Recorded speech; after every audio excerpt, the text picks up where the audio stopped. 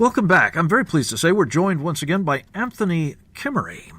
Tony is the editor-in-chief of a very, very important online resource, Homeland Security Today. We've touched base with him from time to time in the past and are delighted to have him back with us. Welcome, Tony. Good to have you. Frank, it's good to be back with you again. Well, there's a lot going on in the Homeland Security space, and one of the things that I know you've been covering for some time is a problem that I'm seized with personally, namely the vulnerability of our electric grid to serious disruption or outright destruction by hostile powers, quite possibly including the Islamic Republic of Iran. And we've been talking throughout the program about the deal that President Obama has just struck with the Iranians.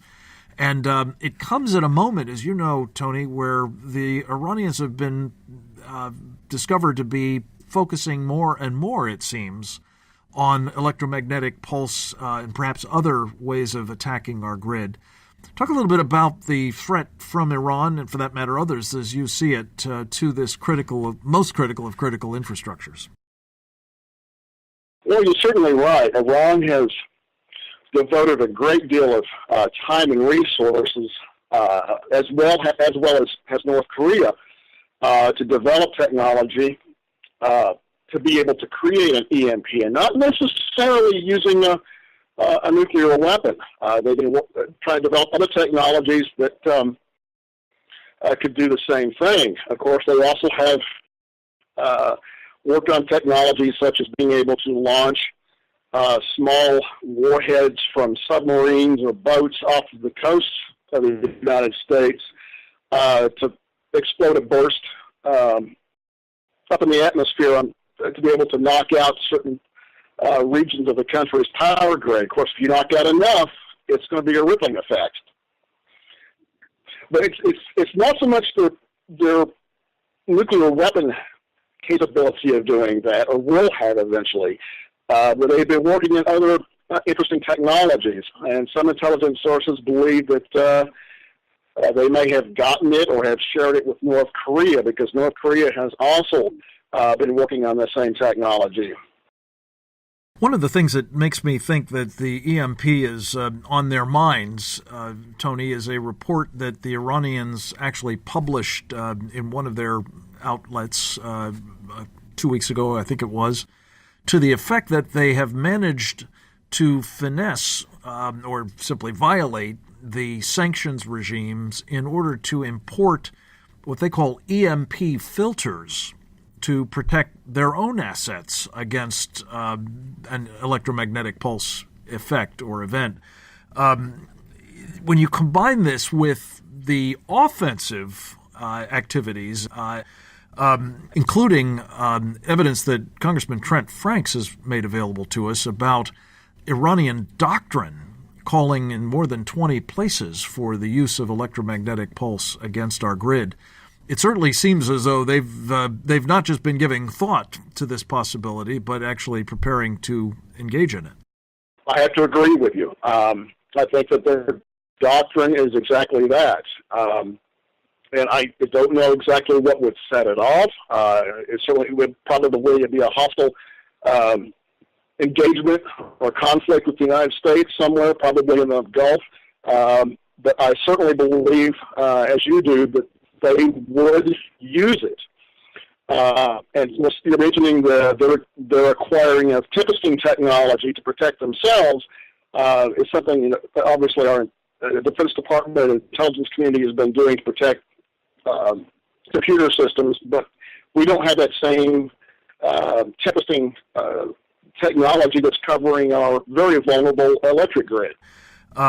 Which is all the more remarkable. And again, Tony, you know this very well from your beat at Homeland Security Today. And of course, Anthony Kimery is its editor-in-chief. That's all the more extraordinary given that the U.S. military depends upon the grid as much as do the rest of us. 99%, I think, is one statistic I saw of U.S. bases in this country are directly dependent upon the private sector to produce the electricity critical for their missions.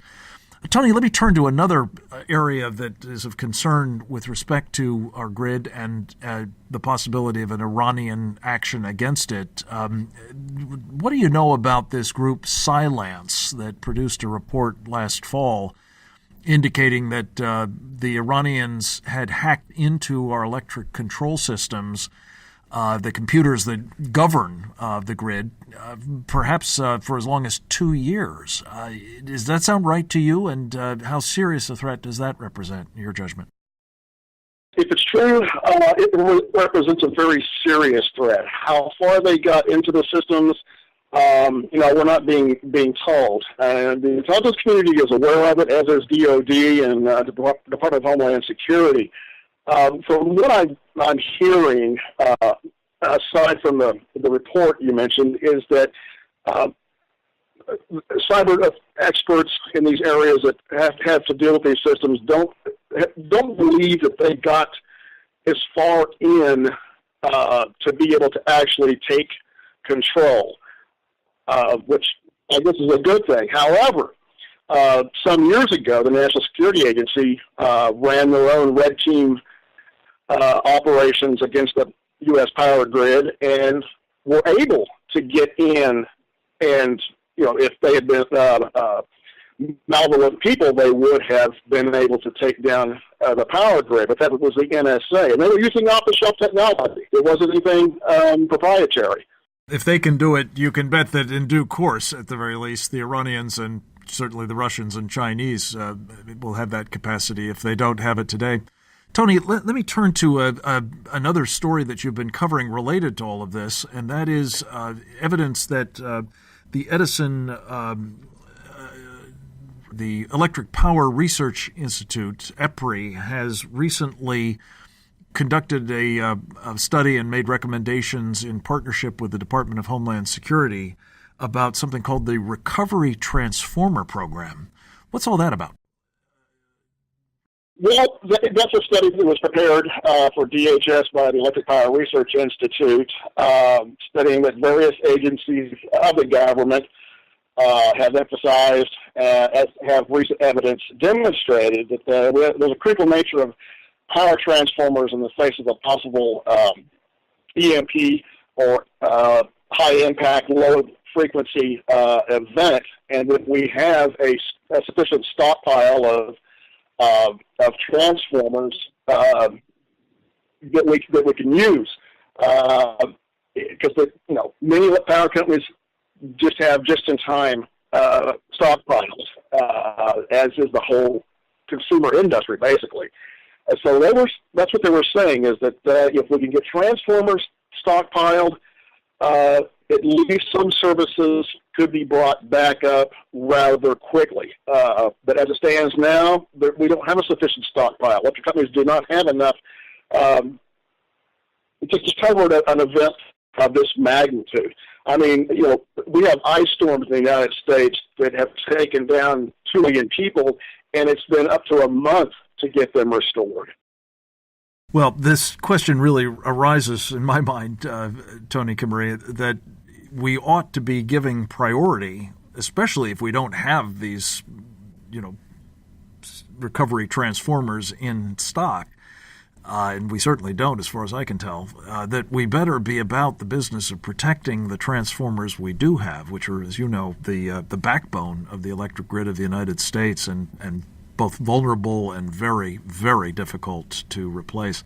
Tony, we have to leave it at that for the moment. I appreciate the work you do at Homeland Security today and your visits with us from time to time. I hope you'll come back to us again very soon. I hope the rest of you will come back to us again tomorrow. Same time, same station. Until then, this is Frank Gaffney. Thanks for listening.